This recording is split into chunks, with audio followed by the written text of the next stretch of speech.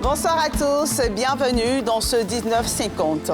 À la une, le conclave de 72 heures des chefs d'état-major de la CEDEAO. La lutte contre le terrorisme en Afrique de l'Ouest est le point principal de cette rencontre présidée par le ministre ivoirien de la Défense. Les acteurs sont d'accord pour une stratégie commune de lutte contre le terrorisme. À la une également, cette razzia des forces de sécurité. 11 coupeurs de route ont été arrêtés par une unité de la gendarmerie. Ils organisaient des attaques sur différents axes du pays. Ils sont passés aux aveux pendant les interrogatoires. C'est le résultat d'une enquête menée avec munitions. Et puis on parlera également de la déception et de la désillusion des supporters des éléphants. Patrick Baumel et ses hommes ne seront pas au Qatar en 2022. Les éléphants sont sortis de la compétition de la Coupe du Monde après leur défaite hier face aux Lions indomptables du Cameroun sur le score de 1-0. Les coupeurs de route, vous le savez, sèment la peur et la désolation sur les routes de notre pays. Ils organisent des attaques, dépouillent les voyageurs, agressent et souvent même tuent. 11 d'entre eux ont été appréhendés à Yamoussoukro au terme d'une enquête menée avec munitions par l'une des premières femmes commandantes de compagnie, la capitaine Diane Nabarikissa et ses hommes. Interpellés, ces coupeurs de route sont passés aux aveux, dévoilant au passage leur mode opératoire. Le reportage de Thiemé Danger et de Rikimou, nos envoyés spéciaux à Yamoussoukro. Brigade de Yamoussoukro. Dans les locaux, 11 présumés coupeurs de route. Interpellés au terme d'une enquête minutieuse diligentée suite à des cas de braquage sur différents axes routiers dans la périphérie de la capitale politique, notamment Oumé, Tiébissou, Boisflé et Saint-Fra. En leur possession, des équipements de faction dont 10 fusils calibre 12, 2 pistolets automatiques, des armes blanches, des munitions et un arsenal de fabrication d'armes artisanales, ainsi que 23 téléphones portables, tous saisis. Difficile alors pour plusieurs meneurs de réfuter les faits mis à leur charge. Oui, moi, je suis mes petits. Ils travaillent avec moi. On fait du braquage. On fait ça sur 3 voies. Boaké, Saint-Fra, Kossou. Je suis venu à Rouagayo pour un braquage de moto. Donc, j'ai appelé mon petit pour venir me croiser. On allait faire l'opération ensemble. Voilà, donc c'est en fonction de là qu'ils ont suivi la trace de la communication qu'ils m'ont trouvé là-bas. D'autres dévoilent, eux, le mode opératoire sur des théâtres où ils ont fait parler d'eux. Je fais partie du groupe. Quand on vient, on a un chef qui nous dit « Allez-y dans tel coin ». On se prend à moto, on s'en va. Arrivé là-bas, je les laisse. Moi, je prends une position de guetteur. J'appelle pour dire qu'il y a tel véhicule. C'est ça, mon travail. Moi, quand on veut partir au travail, c'est moi qui prends fusil là, avec des éléments et puis monte sur moto, on s'en va au travail. C'était sur la route de Yamoussoukro avec le sous là. On a placé bois et puis camion vient taper dessus et puis il est parti. Puis on a quitté le lieu. Cet autre heureux coup de filet des agents de la maréchaussée ivoirienne est salué par le commandant de région. L'officier supérieur rassure les usagers de l'engagement du corps d'élite de l'armée ivoirienne de sécuriser les routes de la capitale politique et environ. Notons que les mises en cause ont été mis à la disposition du parquet de Toumoudi pour répondre des faits d'attaque à main armée et vol de nuit en réunion. Parlons toujours de sécurité. Les chefs d'état-major de l'Afrique de l'Ouest sont en conclave à Abidjan pour discuter d'une stratégie commune de lutte contre le terrorisme. On enregistre une recrudescence d'actes terroristes dans la zone ouest africaine. Tous les acteurs sont d'accord pour une mutualisation des actions dans la lutte contre l'ennemi commun. Le reportage est signé Salif Yalekwe et Harouna Zeba. L'Afrique de l'Ouest est en proie aux actions terroristes. La dernière en date est l'attaque d'un camp de gendarmerie au Faso, avec à la clé plusieurs dizaines de morts. C'est dans ce contexte que s'est ouvert ce mercredi à Abidjan, pour 72 heures, la 41e réunion ordinaire des chefs d'état-major des armées de la Communauté économique des États de l'Afrique de l'Ouest. La rencontre d'aujourd'hui vise principalement les objectifs suivants. La question de la menace terroriste, elle devient très préoccupante. Et c'est une marque incommensurable de défiance envers les forces de sécurité et de défense. Combien sont-ils, ces terroristes? Nous parlerons aussi de la rotation du personnel de la force en attente de la CEDEAO et ceux de la division des opérations de soutien à la paix de l'état-major de la force de la Task Force. Cette 41e réunion devait donc être pour nous l'occasion de renouer avec notre mécanisme de concertation face aux nombreux défis qui sont les nôtres et qui ne peuvent être relevés que par une approche collective, une synergie d'action, une solidarité active entre nos armées. Ouvrant les travaux, le ministre d'État, ministre de la Défense, Téné Birahima Ouattara, a dans le même sens insisté sur une plus grande synergie des armées ouest-africaines. Face aux menaces multiformes, hybrides et transnationales auxquelles nous sommes confrontés, nous n'avons d'autre choix que d'agir ensemble. Nous devons mettre l'accent sur la recherche de solutions réalistes et adaptées à notre environnement. En agissant de la sorte, nous mettons en place les conditions d'un climat propice au développement de nos pays respectifs. Durant leur séjour, les chefs d'état-major présents à Abidjan visiteront plusieurs sites, notamment l'Académie internationale de lutte contre le terrorisme de Jacquesville. Le comité des chefs d'état-major est un organe de soutien aux institutions de la CEDEAO, regroupant l'ensemble des chefs des armées et chargé de la prévention et la gestion des conflits dans la région. Je vous conduis à présent dans l'univers des gares routières. Faire une bonne recette n'est pas une tâche aisée pour certains chauffeurs. Ils louent donc les services des coxeurs, ces jeunes auxiliaires de transport. Le coût de leurs prestations varie entre 500 et 2000 francs CFA selon les destinations. C'est un business juteux pour ces jeunes qui n'hésitent pas souvent à détourner la clientèle. Les clients, eux, souvent trop pressés, souvent désorientés, ont une appréciation mitigée du service de ces jeunes coxers. Le reportage de Brice Niawa et de Tanguy Kono. À leur arrivée dans cette gare, les voyageurs n'ont plus de soucis à se faire. Leurs bagages sont portés et sécurisés par ces jeunes. Membres du comité d'accueil de cette gare routière, ils sont chargés de l'encadrement et de la sécurité des visiteurs et des voyageurs et de leurs affaires jusqu'à leur départ. Aujourd'hui, nous avons plusieurs clients qui s'offrent à nous.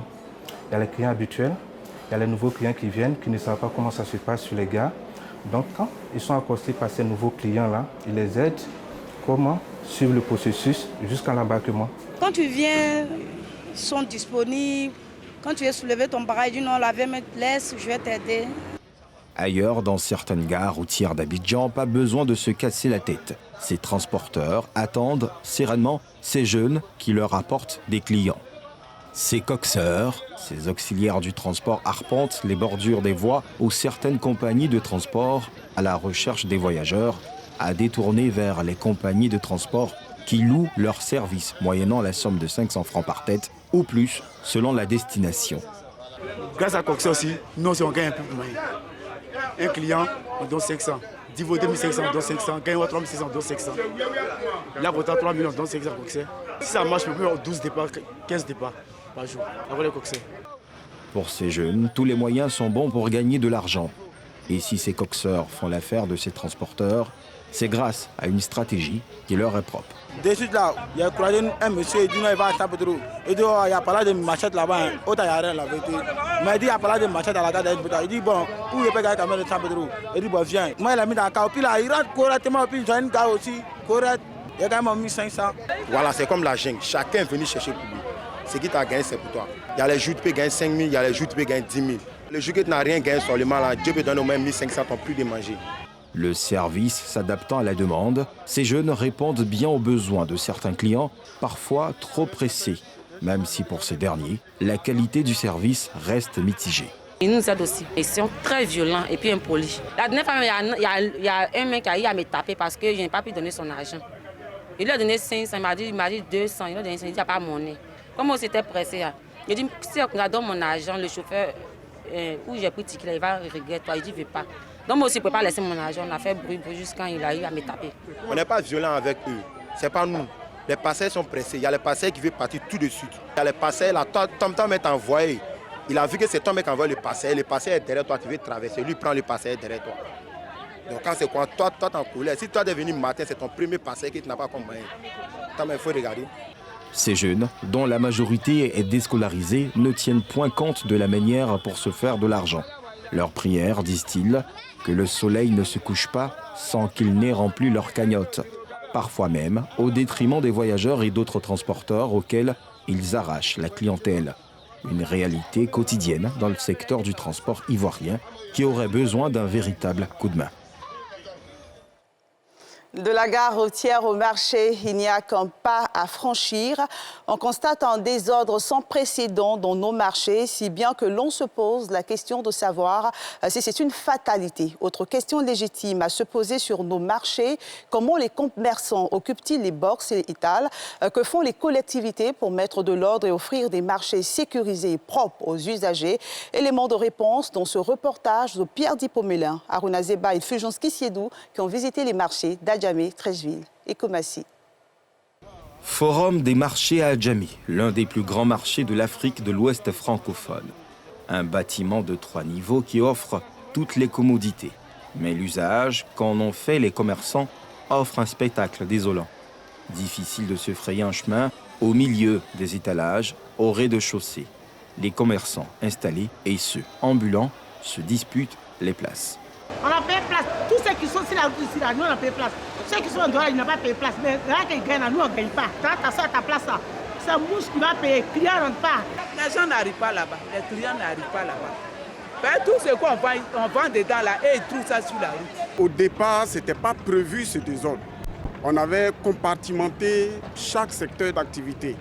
Mais à la longue, il n'y a pas eu un suivi et puis le désordre s'est installé. Et pourtant, les magasins au premier et deuxième autrefois, un fumoir géant, peinent toujours à trouver des occupants. On y trouve quelques couturiers des magasins clos. Djeneba y produit et vend des jus de fruits. Mais elle doit descendre au rez-de-chaussée où grouille le monde pour espérer vendre. On a aussi, bon, comme il y a place, donc on fait ça ici. Bon, notre tante a 2 sœurs. Et ils prennent ça pour aller vendre ça en bas. Malgré les efforts de la mairie pour remédier au désordre, les résultats se font toujours attendre. Le commerce en hauteur ne semble pas être dans la culture de nos concitoyens. Le concept de tout développement est d'abord mental. Il faut tout simplement procéder à une classification des articles par niveau, par étage et par besoin et mettre une police de rigueur afin que ce soit respecté. Nous ne sommes plus réellement dans cet environnement-là où on impose. Nous avons pour devoir d'orienter, d'éduquer, d'amener les gens à comprendre, de s'auto-réglementer. Direction Grand Marché de Treichville. Le taux d'occupation au niveau supérieur est encore faible pour ce marché moderne qui a été inauguré depuis 2003. Des magasins sont désespérément fermés. Pour le premier adjoint au maire de Treichville, ce marché n'est pas encore un patrimoine de la mairie. Il est exploité par un opérateur et sera rétrocédé à terme à la municipalité qui pourra ensuite réorganiser les commerçants. Quand on demande aux commerçants des pas de porte assez importants, comprenez qu'ils préfèrent se retrouver dans des occupations illicites, particulièrement anarchiques. Il faut accompagner les commerçants. Nous sommes en train de voir avec la SGMT qui s'occupe de la gestion de ce marché, une politique qui permettrait à tous ceux qui sont autour de ce marché de se retrouver au premier étage avec un accompagnement de la mairie. Nous avons un devoir de le réorganiser pour que là-haut aussi puisse être occupé comme le bas. Ce n'est pas facile, mais des rencontres se font et je pense que nous allons y arriver. À Koumassi, à contrario, le marché Djekonan appartient entièrement à la mairie qui a entrepris en 2018 une réhabilitation et une organisation thématique des compartiments du marché. Ici, pas de vendeurs ambulants et le comité de gestion du marché veille au grain. Nous menons vraiment des combats chaque fois contre ceux qui vendent, qui se promènent, c'est-à-dire les vendeurs ambulants et ceux qui squattent les allées, qui empêchent les commerçants quand même de jouir quand même de leurs biens.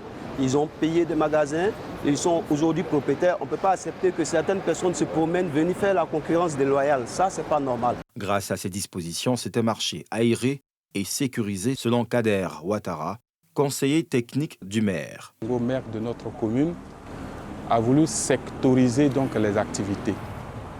Les activités étant sectorisées, le premier niveau est dédié à un secteur bien donné. Le second niveau est donc également dédié à un autre secteur, ainsi de suite. Ce qui fait que quand le client arrive, il est obligé de chercher son espace. Si ton espace se trouve au deuxième, tu es obligé donc de monter au deuxième. Et ce qui amène forcément les clients à aller vers.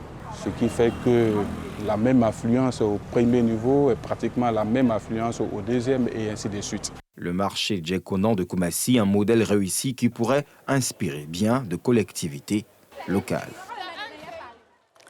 Si devenir JRI, journaliste, reporter d'images, a toujours été votre rêve, eh bien, sachez que vous avez la possibilité de le réaliser en Côte d'Ivoire. Plus besoin d'aller à l'extérieur pour se former en JRI. La filière a fait son entrée à l'ISTC Polytechnique. Cerise sur le gâteau grâce à un partenariat entre l'ISTC et l'Institut national audiovisuel de France. La formation coûte moins de 2 millions de francs CFA au lieu de 9 millions de francs CFA, le coût initial. On en parle avec Brice Nyanwa et Mathieu Rambadé. Mettre en place en Côte d'Ivoire une formation de JRI Média Global qui permettra d'acquérir une pluricompétence en tournage, montage et rédaction et aussi de concevoir et préparer un reportage d'actualité. C'est l'objectif d'un vaste programme de renforcement de capacités initié par l'Institut national audiovisuel de France en partenariat avec l'ISTC Polytechnique d'Abidjan. Ce programme de formation conçu depuis 2019 verra le jour le 20 novembre prochain avec la rentrée de 21 participants. C'est une formation qui est aujourd'hui très en phase avec les besoins des rédactions et qui a vocation à créer, en tout cas à former des professionnels capables de partir seuls sur le terrain et de faire tout le travail de A à Z et de produire un reportage d'actualité pour les chaînes d'information. C'est vrai que les tensions économiques dans les chaînes nécessitent que l'information ne soit pas trop coûteuse. Donc de rassembler les compétences dans une seule personne, ça permet de faire des économies et ça permet d'être plus réactif. Cette formation coûte 1 850 000 francs CFA pour les nationaux et 2 150 000 francs pour les non-nationaux. En s'associant à ce projet, l'ISTC entend aider les futurs apprenants à la collecte et au traitement de l'information dans un paysage évolutif et concurrentiel des médias. C'est 100 jours de formation qui vous destinent à un métier d'avenir. Aujourd'hui, c'est un métier de pointe que d'être journaliste, reporter d'image. Et donc, c'est pour ça qu'on ne peut pas ne pas organiser cette formation en partenariat avec l'INA. Ça répond effectivement à un besoin, par exemple pour ceux qui ne vont pas arriver en master ou bien pour d'autres personnes qui sont dans le métier du média. Ça sera un grand profit. Cette formation sera axée à 90% sur la pratique, selon Bruno Massy. La première session prendra fin en mars 2022. Elle sera sanctionnée d'un certificat de formation suivi d'un stage dans plusieurs organes de presse nationale. Du sport pour terminer, un seul but adverse et l'espoir d'une 4e participation à la Coupe du Monde s'est brisé. Les éléphants de Côte d'Ivoire ne seront pas au Qatar 2022. Ils se sont inclinés 1-0 face au Cameroun. Ils terminent donc 2e du groupe D derrière le Cameroun. Salif Yalepoué. Les éléphants de Côte d'Ivoire ne prendront pas part au Mondial 2022 qui se tiendra au Qatar. Tel est le verdict de la rencontre mardi soir contre le Cameroun, où ils se sont inclinés. C'est à la 22e minute que Karl Toko Ikambi brise le rêve des Ivoiriens par ce but. C'est avec cet avantage pour les Camerounais que les deux équipes vont rejoindre les vestiaires. À la reprise, les pachydermes ne réussiront pas à égaliser jusqu'au coup de sifflet final de l'arbitre. À Abidjan, au lendemain de cette chute à Douala, c'est évidemment la grande déception. Ça, c'est une défaite qui ne nous a pas plu parce qu'on pensait qu'ils avaient le moyen de gagner ce match. Mais malheureusement, on est tombé dans le coup. Les Camerounais nous ont fait dormir à 21h, comme on le dit. Ils ont donné, ils ont voulu vraiment revenir à le score, mais ça n'a pas marché. Il ne faut pas les en vouloir. Donc je pense qu'il faut continuer à travailler. Voilà, ils n'ont pas démérité. La chose à laquelle je m'attendais de moins, c'était une défaite. Je me suis dit de moins, l'appui de Choukou Bouin, c'était nul. Mais vraiment, la défaite, elle était très difficile. C'était vraiment triste. C'était triste. Parce que quand tu vois la compilation des joueurs qu'on a, pour dire qu'on peut aller au Cameroun et être incapable de revenir à un point, c'était inimaginable. Les joueurs camerounais reprennent le titre de Magic System avec les éléphants. Une réplique des éliminatoires sur la route de l'Allemagne 2006, où la Côte d'Ivoire avait barré le chemin de ce rendez-vous mondial au Cameroun.